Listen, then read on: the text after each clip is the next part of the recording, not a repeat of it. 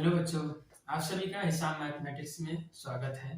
आज हम class 10th का जो एक्सरसाइज 3.2 है उसका क्वेश्चन नंबर 2 को डिस्कस करेंगे। चैप्टर हमारा 3 है pair of linear equation in two variable. इसका क्वेश्चन नंबर 2 हमारा क्या है, on comparing the ratios a1/a2 b1/b2 c1/c2 find out whether the lines representing the following pair of linear equations intersect at a point are parallel or coincident। अनुपातों a1/a2 b1/b2 और c1/c2 की तुलना कर ज्ञात कीजिए कि निम्न रैखिक समीकरण युग्म द्वारा निरूपित रेखाएं एक बिंदु पर प्रतिच्छेद करती हैं, समांतर अथवा समपाती है। यहाँ पर क्या है, अगर उनकी कोएफिशिएंट का रेशियो निकाले, कंपेयर करेंगे।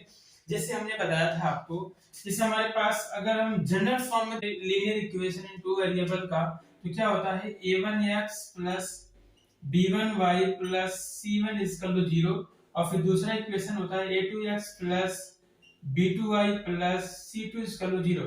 ये pair of linear equation in two variable है, ये इसका व्यापक रूप है, जनरल फॉर्म है। इसमें तीन कंडीशन होती हैं, तीन केसेस होते हैं। पहला हम ये कहते हैं, अगर a1/a2 निकाल लें, ये हो गया। फिर क्या करें, b1/b2 निकालें। ठीक, अब ये देखते हैं कि a1/a2 और b1/b2 ये रेशियो है। अगर इनको हम कंपेयर करेंगे, अगर ये नॉट इक्वल आता है, दोनों बराबर नहीं आते हैं, तो हम क्या कहते हैं यहाँ पे, हमारे पास तीन चीजें होती हैं। एक क्या होता है कि लाइन जो होती है इंटरसेक्टिंग होती है एट अ पॉइंट, एक बिंदु पर रेखाएं क्या करती हैं, प्रतिच्छेद करती हैं। अगर ये आ गया केस, कहेंगे तो हमारा क्या हो जाएगा, निरूपित रेखाएं क्या हो जाएंगी, एक बिंदु पर प्रतिच्छेद करती हैं, मतलब linear equation intersect at a point हो जाएगा, अगर ये आता है। फिर दूसरा क्या होता है, इसके सॉल्यूशन के बारे में बता देते हैं। सॉल्यूशन क्या होता है, केवल वन सॉल्यूशन होता है, यूनिक सॉल्यूशन होता है, एक हल होता है केवल। ये चीज हो गया।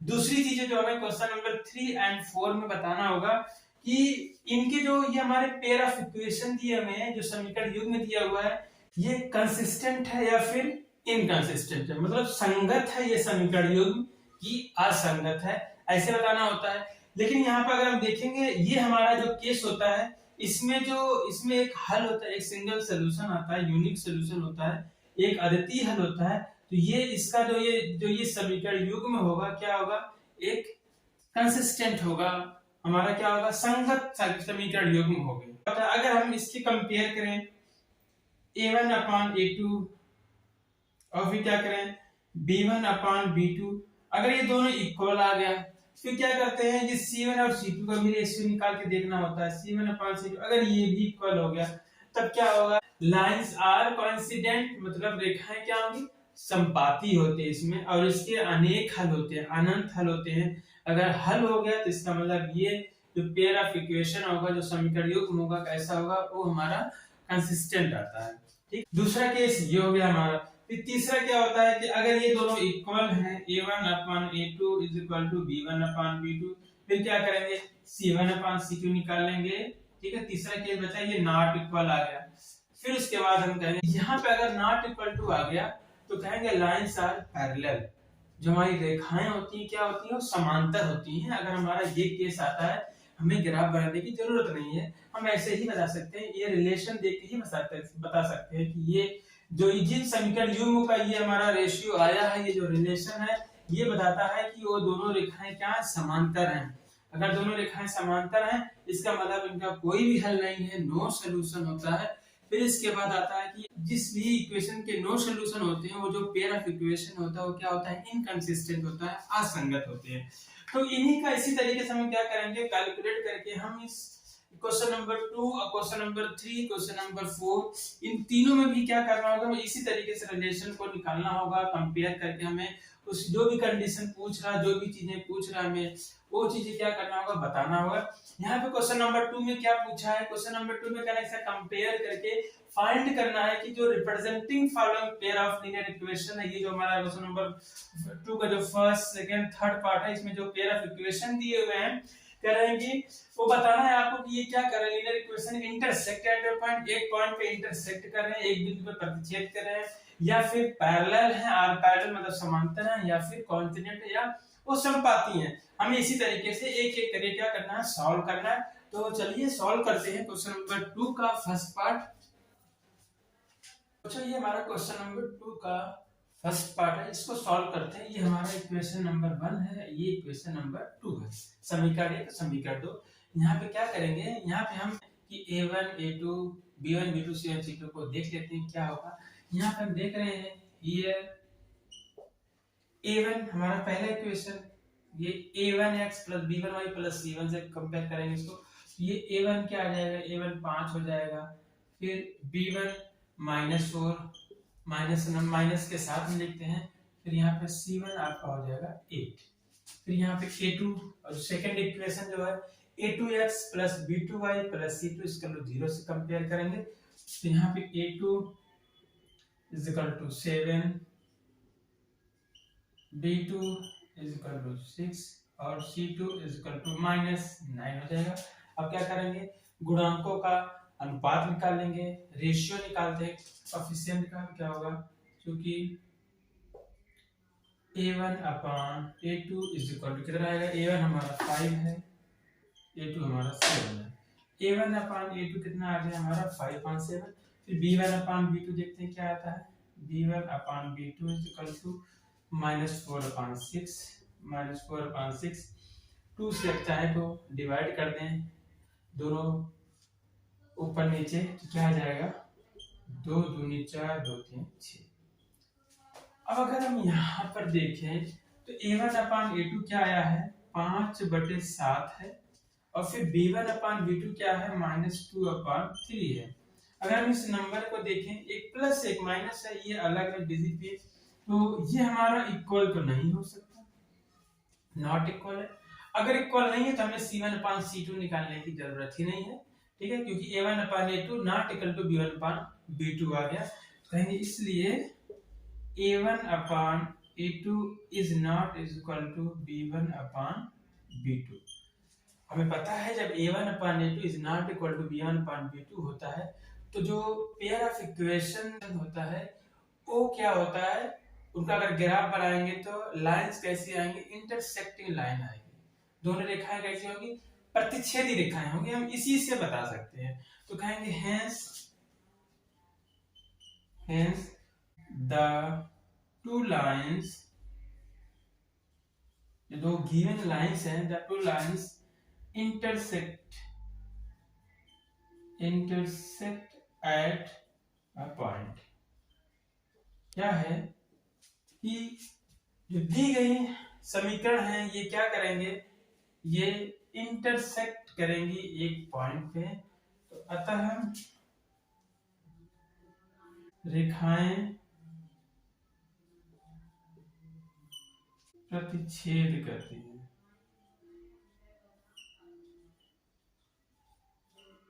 या रेखाएं कैसी हैं, प्रतिच्छेदी रेखाएं, ऐसे ही बोल सकते हैं।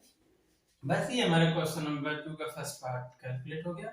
हमें सिर्फ कंपेयर करके बताना था ये लाइंस कैसी हैं, इंटरसेक्टिंग लाइन है कि पैरेलल लाइन है कि कोइंसिडेंट है, मतलब रेखाएं प्रतिच्छेदी हैं कि समांतर हैं या फिर समपाती हैं। तो ये रेखाएं कैसी हैं, प्रतिच्छेदी रेखाएं हैं। अगर इनका हम ग्राफ बनाएंगे तो कैसा आएगा, प्रतिच्छेदी रेखाएं आएंगी, एक दूसरे को इंटरसेक्ट करती हुई दिखाई पड़ेंगी। तो ये हमारा क्वेश्चन नंबर 2 का फर्स्ट पार्ट हो गया। अब क्वेश्चन नंबर 2 का जो सेकंड पार्ट है उसको कर लेते हैं।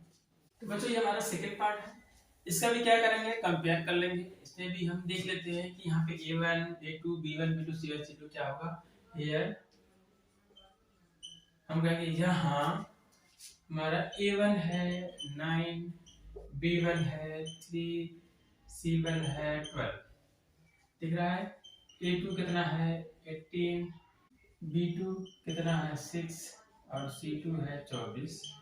यहाँ पे रेशियो निकाल लेते हैं, a1/a2 देख रहे हैं 9/18, भाग देंगे तो आ जाएगा 1/2, a1/a2 आ गया 1/2। फिर b1/b2 देखते हैं क्या आता है, b1 है आपका 3, b2 है 6, फिर 3 से भाग देंगे 1/2 आएगा, 3 दूनी 6, 1/2 आ जाएगा। फिर यहाँ पे C1/C2 देख लेते हैं क्या आता है। C1/C2 इसलिए निकाल रहे हैं कि यहाँ पे हमें A1/A2 B1/2 है, B1/B2 B1/2 है, सेम आया तो C1/C2 भी देख लेते हैं। आ जाएगा 12/24 आ जाएगा 1/2। तो यहाँ पर देख रहे हैं कि A1/A2 1/2 B1/A2 भी 1/2 C1/C2 भी 1/2 1/2, मतलब तीनों सेम आए हैं। इसका मतलब यहाँ पे इसलिए A1/A2 is equal to B1/B2, ये भी क्या आया है इक्वल टू आया C1/C2। तो यह पता है जब समीकरण युग्म का A1/A2 is equal to B1/B2 is equal to C1/C2 आता है तो रेखाएं कैसी होती हैं, तो रेखाएं संपाती होती हैं, लाइंस आर कोइंसिडेंट होती हैं। लाइंस जो होती है एक दूसरे के ऊपर ही आती हैं ऐसे, ठीक है, संपाती रेखाएं होती हैं। तो यहाँ पे लिख लेंगे ये चीज में, hence the lines are coincident. अतः रेखाएं क्या हैं, रेखाएं संपाती हैं। बस हमें यही तो बताना है केवल कि रेखाएं कैसी होंगी, इनसे जो रेखाएं रिप्रेजेंट होंगी वो क्या आएगी, ये आएगी संपाती रेखाएं आएंगी।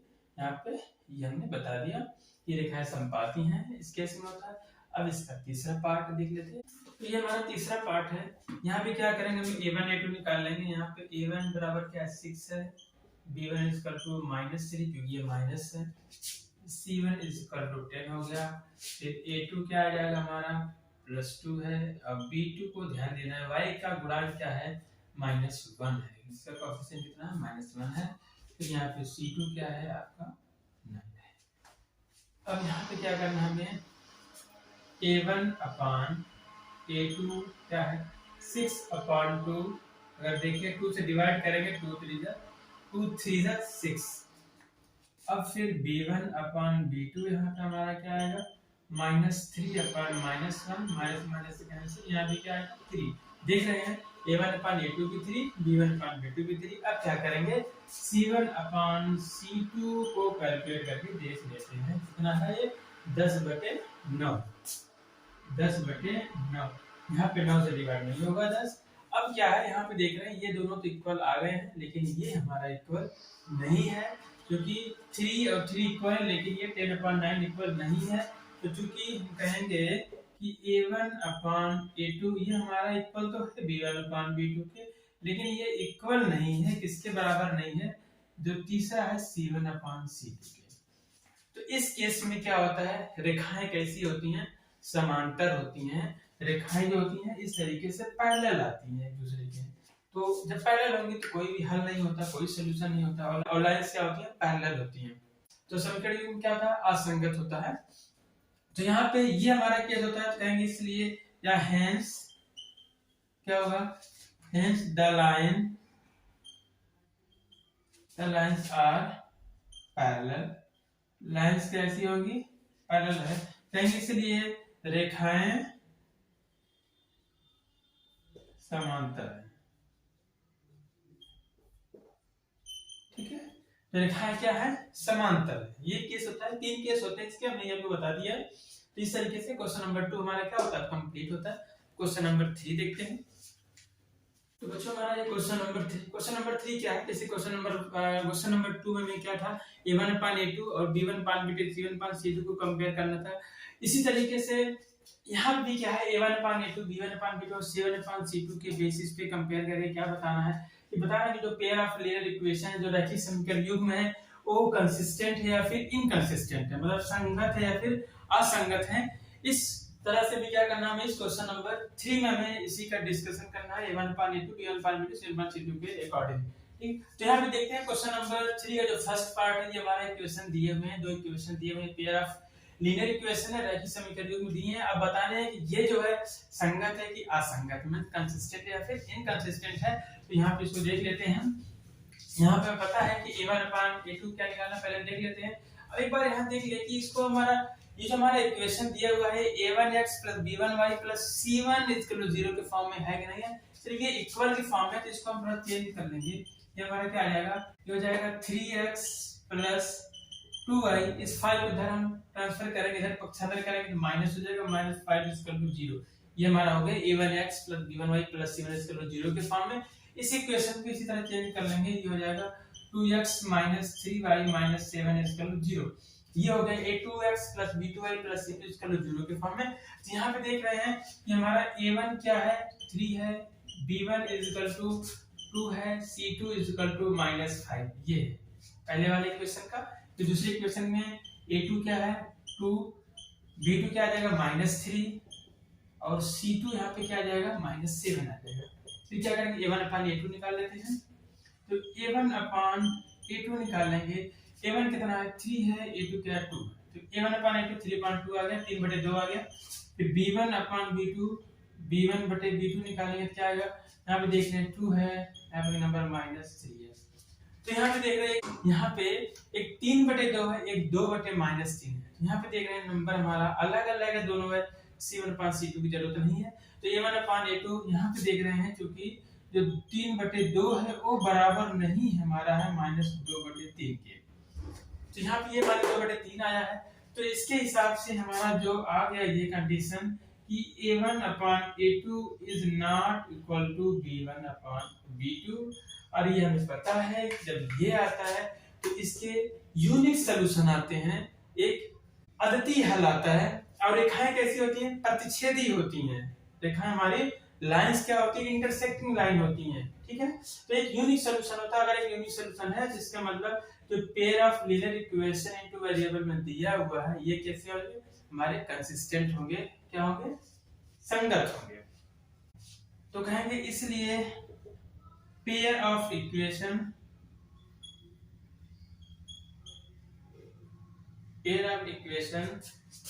Is consistent. ठीक है, कितने सॉल्यूशन है, एक सॉल्यूशन है, विद यूनिक सॉल्यूशन कह सकते हैं। कहेंगे इसलिए समीकरण युग्म में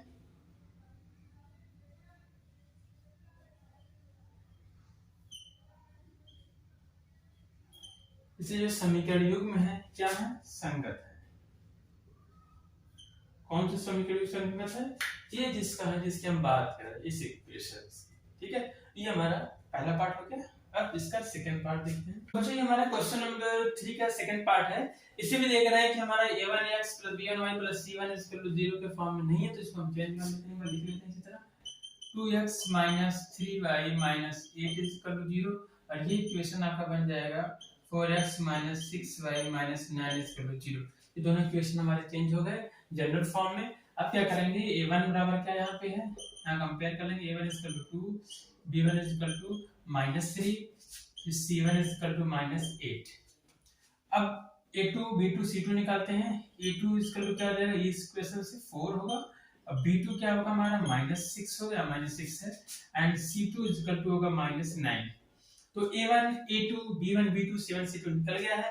इनका रेशियो निकालते हैं, फाइंड करते हैं। यहाँ पे देखते हैं a1/a2 हमारा क्या आता है, 2/4 है, 2/4 है, 2 से जब डिवाइड करेंगे 2 × 9 2 और 2 × 2 4, 1/2 आएगा। फिर b1/b2 यहाँ पे कैलकुलेट करेंगे, क्या आएगा, b1 -3 है और b2 -6 है, माइनस से कैंसिल होगा। फिर 3 से डिवाइड करेंगे, 3 × 1 = 3 ऊपर आएगा और नीचे 3 × 2 = 6। यहाँ भी 1/2 देख रहे हैं, a1/a2 = 1/2 और b1/b2 = 1/2, दोनों 1/2 के इक्वल है।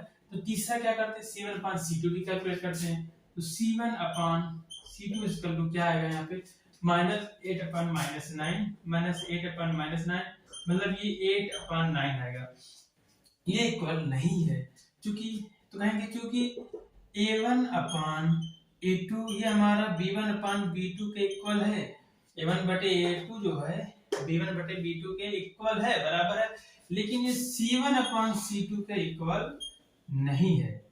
तो c1/c2 के इक्वल नहीं होता है, तो हमें पता है कि हमारी जो इससे जो रिप्रेजेंट होंगी लाइंस या रेखाएं कैसी होंगी, पैरेलल होती हैं, समांतर होती हैं। तो कोई भी हल नहीं होता है, नो सॉल्यूशन होता है। तो नो सॉल्यूशन के केस में क्या होता है, हमारे जो पेयर ऑफ इक्वेशन होते हैं क्या होते हैं, इनकंसिस्टेंट होते हैं, असंगत होते हैं कहेंगे।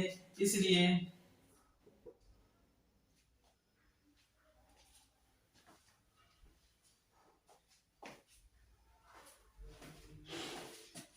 Pair of equations is inconsistent.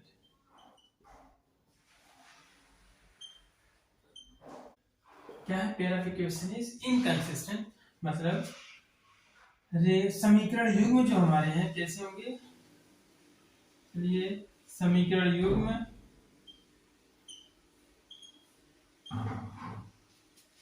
असंगत। ठीक है, और कितने हल होंगे इसके, कोई हल नहीं, नो सॉल्यूशन होगा क्योंकि पैरेलल लाइंस है। तो हो गया हमारा ये। अब इसका तीसरा पार्ट देखते हैं। तो जो ये हमारा तीसरा पार्ट है इस क्वेश्चन का, क्वेश्चन नंबर 3 का, इसको भी फिर क्या करेंगे, इसको हम चेंज कर लेते हैं। पहले जो हमारा जनरल फॉर्म होता है लीनियर इक्वेशन का, उसको इसमें चेंज कर लेते हैं। तो क्या आ जाएगा यहाँ पे हमारा 3/2x plus 5/3y minus 7x कर, क्योंकि ये 7 जब इधर आएगा तो माइनस हो जाता है। इसको भी चेंज कर लेते हैं। क्या आ जाएगा 9x माइनस 10y माइनस 14 बराबर 0। ये हमारा चेंज हो गया जनरल फॉर्म में। अब क्या करेंगे, a1 a2 b1 b2 c1 c2 पर निकाल लेते हैं कंपेयर करके। तो यहाँ पर a1 हमारा क्या है, पूरा 3/2। याद रखना है कि x का गुणांक a1 होता है, तो यहाँ पे भी x का पूरा गुणांक जितना भी नंबर सब आता है 3/2 हमारा 3.2 हो जाएगा। तो यहाँ पे b1 इसका वैल्यू क्या हो जाएगा आपका, b1 इसका वैल्यू 5/3। तो यहाँ पे c1 है आपका -7। ध्यान रखना है y का कोएफिशिएंट 5/3 है, 5/3 पूरा लिखेंगे। फिर यहाँ से a2 हमारा क्या होगा, a2 9 है, b2 क्या होगा -10 है, फिर c2 क्या होगा -14। ठीक, अब क्या करते हैं, रेशियो निकाल लेते हैं। तो a1 अपान a2 क्या आएगा, यहाँ पे देख रहे हैं 3/2 फिर डिवाइड बाय, ये पूरा a1 है हमारा, ये पूरा a1 है 3/2 a1 देगा, फिर a2 क्या है 9। इसको थोड़ा कैलकुलेट करेंगे तो 2 कहाँ जाएगा, नीचे आ जाएगा, 3/2 गुणे 9। फिर अगर हम क्या करें, 3 से भाग देंगे तो 3 एक 3 और 3 3 9, ये जाएगा ऊपर 1 बचा, नीचे 3 दूनी 6। तो a1 अपान a2 आ गया 1/6। फिर इसी तरीके से हम b1 अपान b2 देखते हैं क्या आता है, b1 अपान b2। b1 कितना हमारा 5/3 है, ऐसे ही 5/3। और b2 क्या हमारा है, b2 हमारा है -10 है।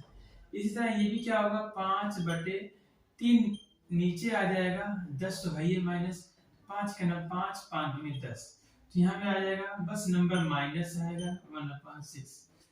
अब यहाँ पे देख रहे हैं a1 अपान a2 1/6 है, b1 upon b2 -1/6।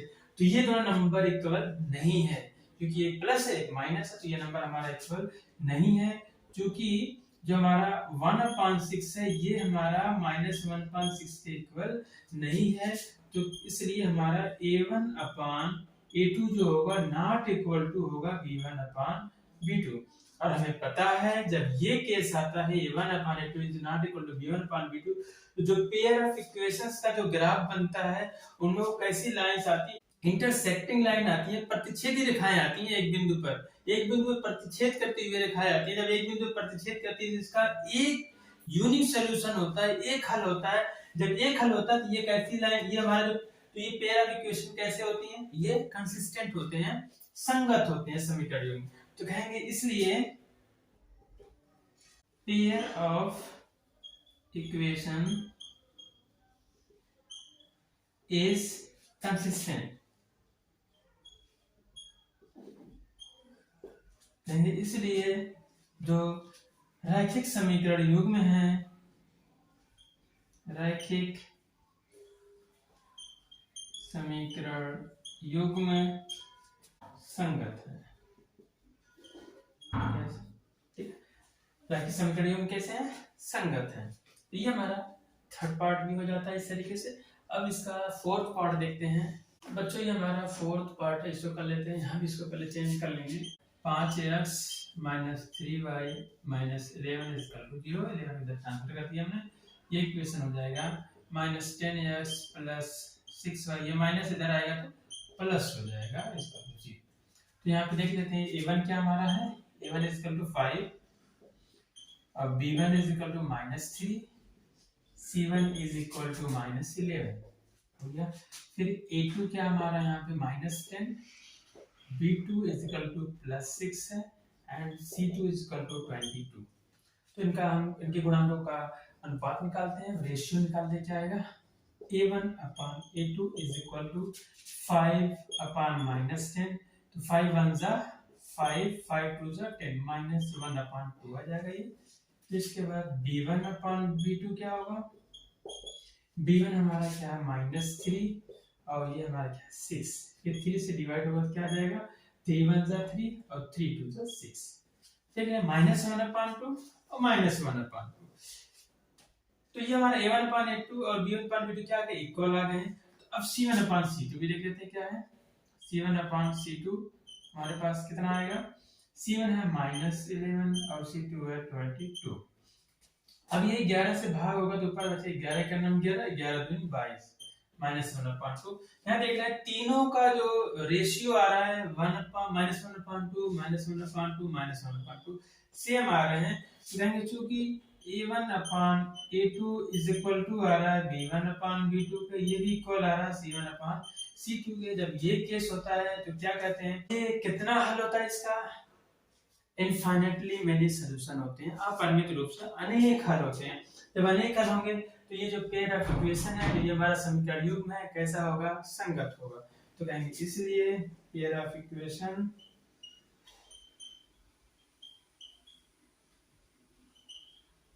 is consistent with infinite many solution, ठीक है। इसलिए रैखिक समीकरण का युग्म कैसा होगा, संगत होगा, संगत है। तो ये हमारा आंसर होता है। अब इसका पांचवा पार्ट देख लेते हैं। तो बच्चों पांचवा पार्ट हमारा यहाँ पे है, इसको भी चेंज कर लेते हैं इसके जनरल फॉर्म में। 4/3x धन 2y -8 बराबर 0, ये हमारा हो जाएगा 2x धन 3y 12 बराबर 0। क्या करेंगे, इनके गुणांकों को निकालेंगे। यहाँ देख रहे हैं A1 बराबर क्या है, ये पूरा x का गुणांक है 4/3, 4/3।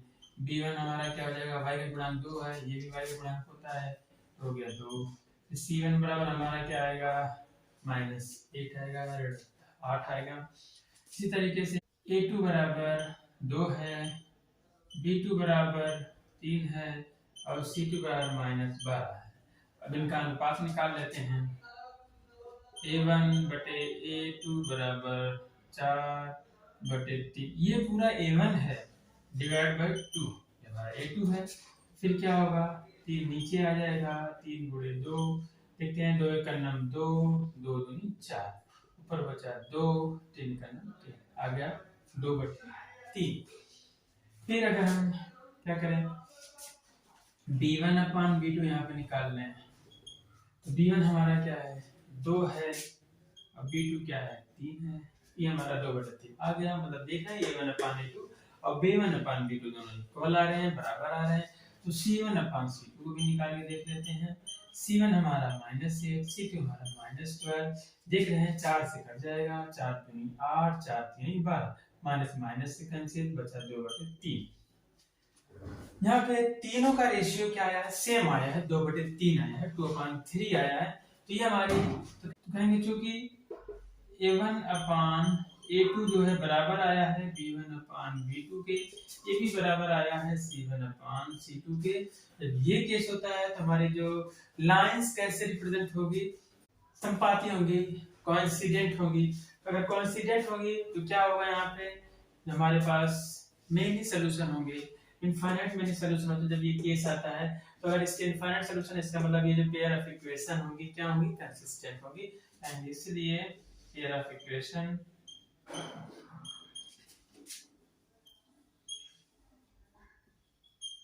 is consistent। इसलिए रैखिक समीकरण युग्म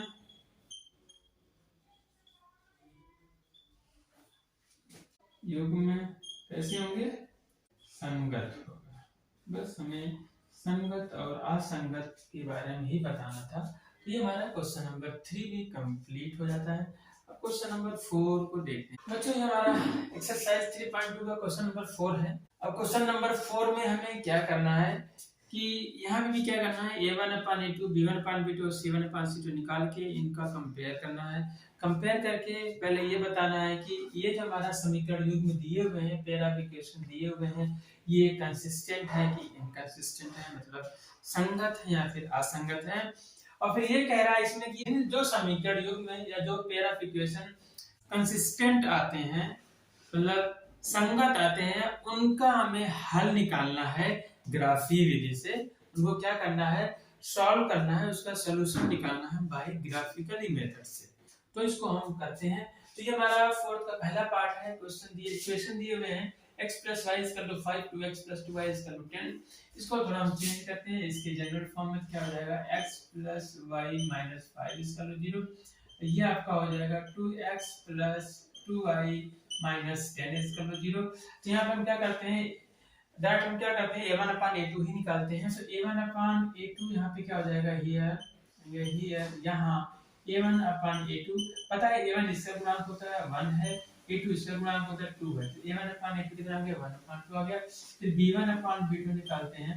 b1/b2 इसका b1 क्या है, 1 है, और b2 क्या है, 2 है। तो क्या आ गया, 1/2 आ गया। c1/c2 यहाँ पे इसी तरह निकाल लेते हैं। c1/c2, c1 कितना है, -5 है, और c2 कितना है, -10 है। माइनस से कैंसिल, 5 से भाग देंगे, 5 के 5, 5 में 10। तो यहाँ पे देख रहे हैं, क्योंकि यहाँ पर a1/a2 इक्वल आया है b1/b2 के, और ये भी इक्वल आया है c1/c2 के। तो कितने हैं सब, 1/2 है, सब 1/2 है।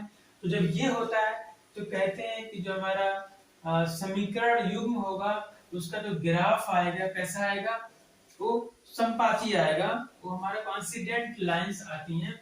अब जब ये होता है तो इनके इनफाइनाइट मेनी सॉल्यूशन भी होते हैं, अपरिमित रूप से अनेक हल होते हैं। जब अनेक हल होते हैं इसका मतलब क्या है, तो जो पेयर ऑफ इक्वेशन है क्या होंगे, कंसिस्टेंट होंगे। जो रैखिक समीकरण युग्म होगा वो कैसे होंगे, संगत होंगे। तो इसलिए पेयर ऑफ इक्वेशन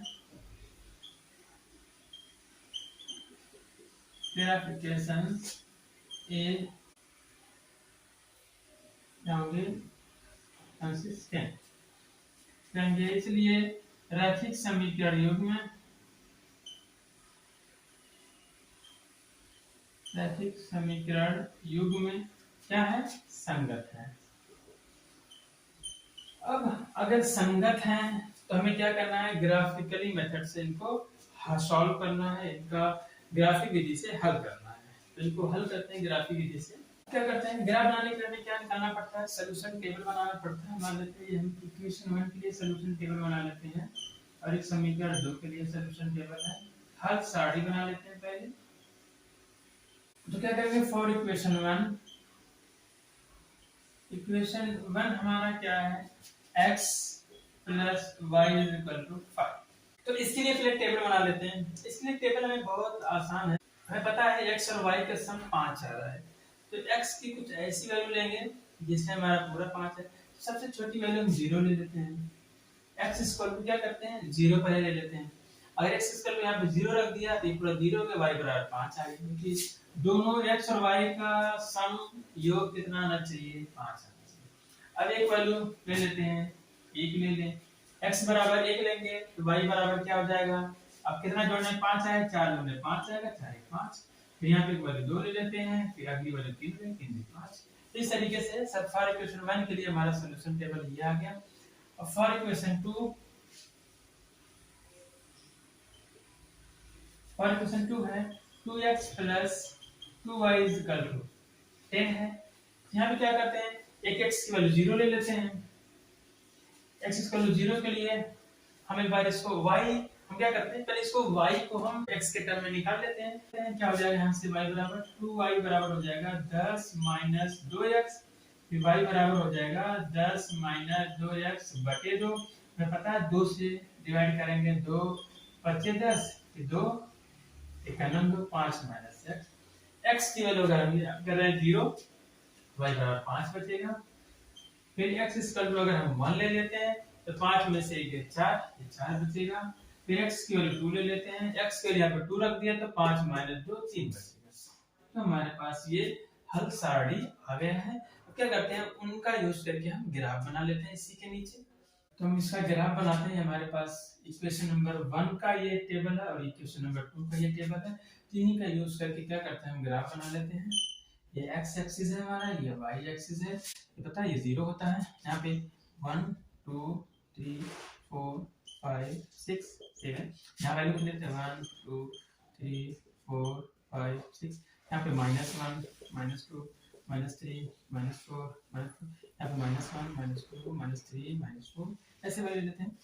अब यहाँ पे ग्राफ बना लेते हैं पहले इक्वेशन का। देख रहे हैं दोनों का जो टेबल, दोनों टेबल सेम आया है, मतलब एक ही इक्वेशन है, क्योंकि हमारा फॉर्म आया भी था, केस भी ऐसा ही आया था कि रेखाएं कैसी हैं, समपाती हैं, कोइंसिडेंट है, एक दूसरे पर ही है। तो एक का ग्राफ बना लेंगे। x बराबर 0, तो x बराबर 0 यही है, x बराबर 0। फिर y एक्सिस पे चलना है, कितना, y के समांतर 5, ये हमारा 5 हो जाएगा। ये पॉइंट हमारा क्या हो जाएगा 0,5, ये हमारा कोऑर्डिनेट हो जाएगा। फिर x इक्वल टू 1 चलना है, पहले यहां से चलते 1 पे, फिर y कितना चलना है 4, ये हमारा ये 4 हो जाएगा। x इक्वल टू 1 पे y 4 है, 1, 4। फिर x इक्वल टू 2 ले लेते हैं। 2 हमारा क्या है यहाँ पे, ये 3 क्या है, 2 पे 3 है, y यहाँ पे 3 जाए, ये हमारा पॉइंट हो जाएगा 2,3। अब क्या करेंगे, एक स्ट्रेट लाइन मिलेगी, ठीक है, ये हमारी बन जाती है इक्वेशन। ये हमारी इक्वेशन बन गई। अगर देखा जाएगा तो अगर इसका भी ग्राफ बनाएंगे तो क्या आएगा, इसी लाइन पे भी आएगा, क्योंकि यही पॉइंट रिप्रेजेंट हो रहा है, यहाँ पे भी यही ग्राफ बनेगा, इसी लाइन में बनेगा। ये हमारा कह सकते हैं x प्लस वाई का 5 का भी यही ग्राफ है, और यही हमारा इसका भी ग्राफ है 2x plus 2y equal to 10। तो ये हमारा ग्राफिकली सॉल्यूशन हो गया। ये क्या हमारा ग्राफिक विधि से हल हो गया, सॉल्यूशन बाय ग्राफिकली। और हल कितने होंगे, मेनी हल होंगे, इनफाइनाइट मेनी सॉल्यूशन होंगे, इसके अनंत हल होंगे, अपरिमित रूप से अनेक हल होते हैं। ये हमारा क्वेश्चन नंबर 4 का पहला पार्ट हो गया है, इसका ग्राफ बन गया। क्वेश्चन नंबर इसका जो सेकंड पार्ट है उसको देख लेते हैं। ये कुछ हमारा क्वेश्चन नंबर 4 का सेकंड पार्ट है। इसको भी पहले जनरल फॉर्म में, इसके व्यापक फॉर्म में लिख लेते हैं। एक बार आ जाएगा x माइनस वाई, एक जरा माइनस 8 इसका 0। फिर ये हमारा हो जाएगा, इसका लिखेंगे 3x माइनस 3y माइनस 16 इसका 0। ये हमारे इक्वेशंस हो गए जनरल फॉर्म में। अब क्या करना है, इनके कंपेयर करना है, a1 अपान a2 निकालना है। a1 अपान a2 क्या हो जाएगा, 1 हिस्सा गुणा बटे a2 क्या है 3, 1 अपान 3। फिर आगे b1 अपान b2, b1 कितना -1, b2 क्या -3, ये आ जाएगा 1 अपान 3, माइनस माइनस कैंसिल हो गया। अब फिर क्या करेंगे, c1 अपान c2 भी कैलकुलेट कर लेंगे, क्योंकि यहाँ पे a1 upon a2 b1 upon b2 equal है, सेम है। तो c1 अपान c2 क्या आएगा, -8 अपान -16, माइनस माइनस कैंसिल, 8 का नंबर 8 2 16। तो यहाँ पर हमारा a1 upon a2 b1 upon b2 equal आ रहा है, लेकिन c1 अपान c2 इक्वल नहीं है, क्योंकि a1 upon a2 is equal to b1 upon b2 is not equal to c1 upon c2। तो यहाँ पर हम देख रहे हैं हमारा ये केस आ गया है। ये केस जब आता तो होता क्या है कि जो लाइंस होती हैं हमारी कैसे आती हैं, पैरेलल्स आती हैं। अगर उसका आप ग्राफ बनाओगे तो लाइंस कैसे दिखेंगी, पैरेलल से दिखेंगी। जब पैरेलल्स होंगी तो इनका कोई भी हल नहीं होता है, नो सॉल्यूशन होता है। जब नो सॉल्यूशन होता है इसका मतलब ये जो समीकरण युग्म है ये क्या आते हैं, असंगत आते हैं। जो हमारा पेयर ऑफ इक्वेशन होते हैं कैसे होते हैं, इनकंसिस्टेंट आते हैं। तो लिखेंगे इसलिए पेयर ऑफ इक्वेशन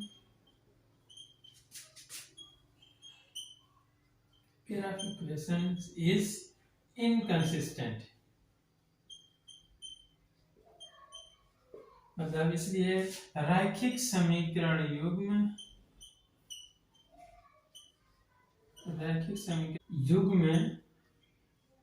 असंगत है, ठीक है। तो हमें इसका हल करने की जरूरत नहीं है, हल नहीं होगा, क्योंकि जो संगत है उन्हीं को हमें ग्राफिक विधि से हल करना था। ये हमारा हो गया क्वेश्चन नंबर 4 का सेकंड पार्ट हो गया। अब इसका थर्ड पार्ट देख लेते हैं। तो बच्चों ये हमारा क्वेश्चन नंबर 4 का थर्ड पार्ट है, ये हमारा जनरल फॉर्म में दिया हुआ है। यहाँ पहले हम क्या निकाल लेंगे, हियर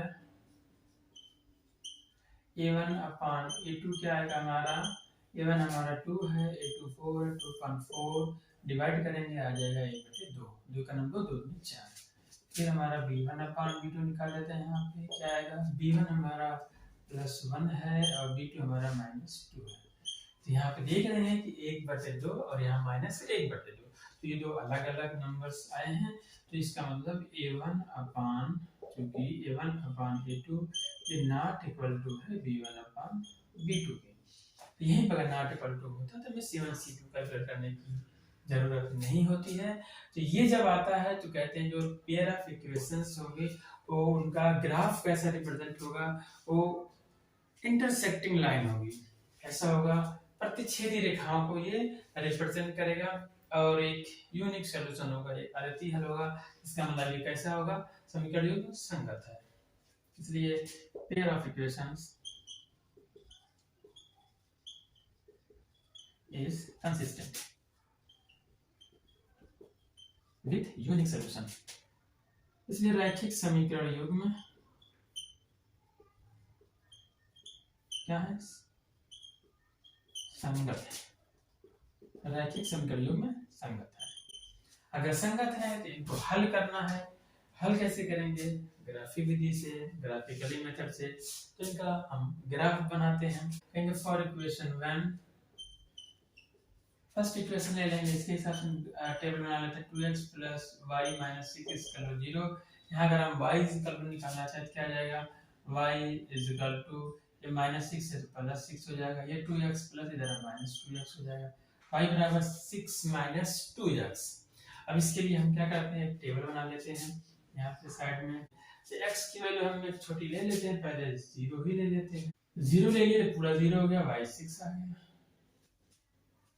फिर x की वैल्यू 1 ले लेते हैं, यहाँ पे x की वैल्यू 1 रख लेते हैं, आप रख के निकाल भी सकते हो, इसमें रख के देख लो। x की वैल्यू 1 ले लोगे तो 2 × 1 - 2, 6 में से 6 - 2 कितना आ जाएगा, 4 हो जाएगा, ठीक है। फिर एक वैल्यू हम क्या करते हैं, 3 ले लेते हैं, बड़ी वैल्यू 3 ले लेते हैं, क्या आता है 2 भी ले सकते हैं। तो 6 माइनस, जब 2 × 3, अगर यहाँ पे 3 रखेंगे, 6 - 2, x यहाँ 3 रखेंगे, 3 × 2 = 6, तो 6 - 6 कितना आ जाएगा, 0, मतलब इसकी वैल्यू 0। ये हमारा आ गया टेबल फॉर इक्वेशन 1 के लिए। फिर फॉर इक्वेशन 2 के लिए बना लेते हैं टेबल। इक्वेशन 2 हमारा है 4x - 2y - 4 = 0। इसको भी थोड़ा भाषांतर करते हैं, इसमें क्या करते हैं, x के y की वैल्यू फाइंड करते हैं x के टर्म में। यहाँ से -2y = क्या हो जाएगा, ये प्लस है तो जाएगा -4x, फिर यहाँ माइनस हो जाएगा +4, ठीक है। क्या करते हैं, -2 को हम लेके जाते हैं, y बराबर क्या हो जाएगा, -4x + 4 डिवाइड बाई -2। अब यहाँ पे देखते हैं, -2 से डिवाइड करेंगे इसमें ये प्लस हो जाएगा, और 2 से 4 में डिवाइड करेंगे आ जाएगा 2, 2 × 4 2x, ये प्लस वैल्यू क्योंकि ये माइनस है, ये माइनस प्लस हो गया। और फिर इस माइनस से इस डिवाइड करेंगे माइनस आएगा, फिर 2 से 4 डिवाइड फिर 2 आ जाएगा, 2x - 2 आ गया। फिर इसके लिए हम टेबल बना लेते हैं, यहाँ पे x y 2-3 वैल्यू निकाल लेते हैं। x की वैल्यू क्या रख दें हम, 0 रख देते हैं, क्या आता है, जब x की वैल्यू 0 में रख दिया, यहाँ x 0 रखेंगे, ये पूरा 0 बचा -2, y की वैल्यू -2 आ गया। फिर x की वैल्यू क्या करते हैं, 1 रख देते हैं, x बराबर वहां पे यहाँ पे 1 रख दिए, 2 × 1 = 2, 2 × 2 -2 मतलब क्या आएगा, 0 आ जाएगा, मतलब x = 1 पे हमारा 0 आ गया है। अब x = 2 ले लेते हैं, 2 ले लेंगे तो 2 × 2 = 4, 4 - 2 कितना आ जाएगा, 2 आ जाएगा। इस तरीके से ये टेबल हमारा इक्वेशन नंबर 2 के लिए भी आ गया। अब क्या करते हैं, इनको हम ग्राफ बना लेते हैं, तो देख लेते हैं इसका सॉल्यूशन क्या है। तो इनका अगर हम ग्राफ बनाएं,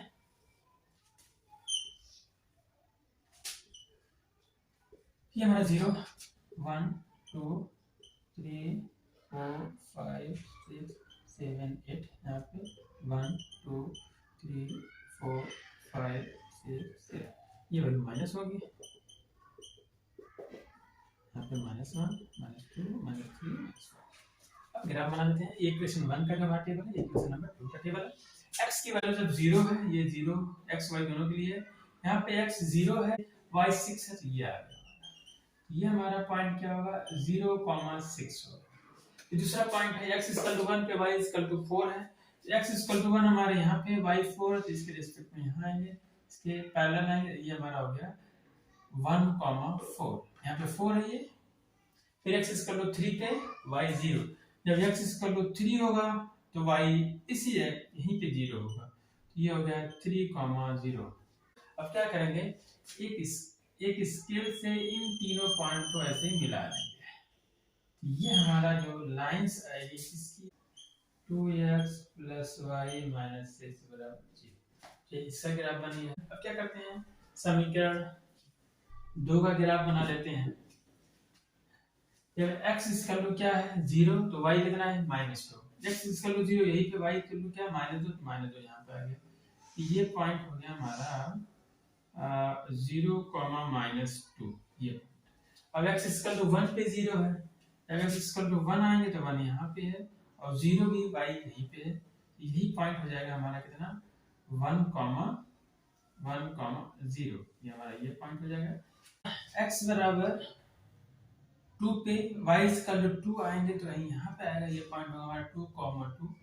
अब क्या करेंगे, इन तीनों पॉइंट को स्केल से क्या करेंगे, मिला देंगे।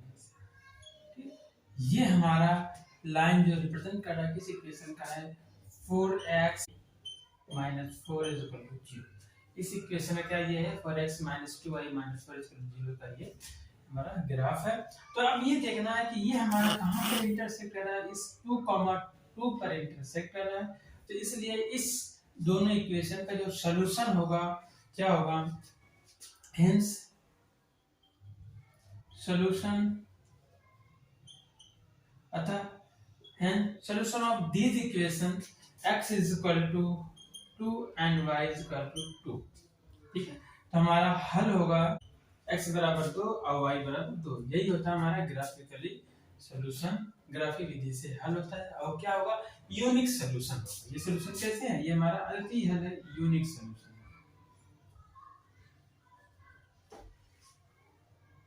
तो ये हमारा अद्वितीय हल है, तो इस तरह से हमारा ये थर्ड पार्ट भी क्या होता है, कंप्लीट होता है। अब इसका फोर्थ पार्ट देखते हैं क्या आता है। तो बच्चों ये हमारा क्वेश्चन नंबर 4 का लास्ट पार्ट है, फोर्थ पार्ट है। इसका भी क्या करेंगे, देखेंगे कि ये इसका जो ये समीकरण युग्म है हमारा संगत है, कंसिस्टेंट है या फिर इनकंसिस्टेंट या असंगत है, इसको चेक कर लेते हैं। तो यहाँ पता हम a1/a2 निकालते हैं, क्या आएगा, a1 है 2, a2 है 4, 2 से डिवाइड करेंगे दोनों में, 2 2 4 2 1 2, a1/a2 1/2 आ गया। फिर यहाँ पे b1/b2 कैलकुलेट कर लेते हैं, b1 हमारा -2, b2 हमारा -4, माइनस कैंसिल होगा, फिर 2 से डिवाइड करेंगे, 2 1 2 आएगा ऊपर, नीचे 2 2 4। यहाँ पे a1/a2 और b1/b2 सेम रेशियो आ गए। अब क्या करेंगे, c1/c2 कैलकुलेट कर लेते हैं। तो c1/c2 यहाँ पे क्या आएगा, c1 हमारा -2 है, c2 हमारा -5 है, माइनस कैंसिल होगा, लेकिन आएगा 2/5। तो यहाँ पे देख रहे हैं a1/a2 1/2, b1/b2 1/2 है और c1/c2 क्या आ गया 2/5, 2/5 आ गया। तो यहाँ पे हमारा, तो चूंकि यहाँ पे देख रहे हैं कि a1/a2 ये इक्वल तो आ रहा है b1/b2 के, लेकिन ये c1/c2 के इक्वल नहीं आ रहा है। इसका मतलब ये है जो हमारी लाइंस होंगी कैसे होंगी, पैरेलल होंगी। अगर इसका हम ग्राफ बनाएंगे तो हमारी लाइंस कैसे होंगी, पैरेलल से आएगी। इसका मतलब नो सॉल्यूशन, कोई हल नहीं। तो ये पेयर ऑफ इक्वेशन क्या हमारे हैं, इनकंसिस्टेंट हैं, इसलिए pair of equation is inconsistent। इसलिए रैखिक समीकरण युग्म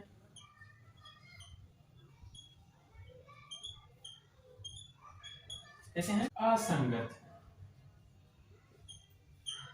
ठीक है, ये हमारा क्वेश्चन नंबर 4 क्या होता है, कंप्लीट होता है।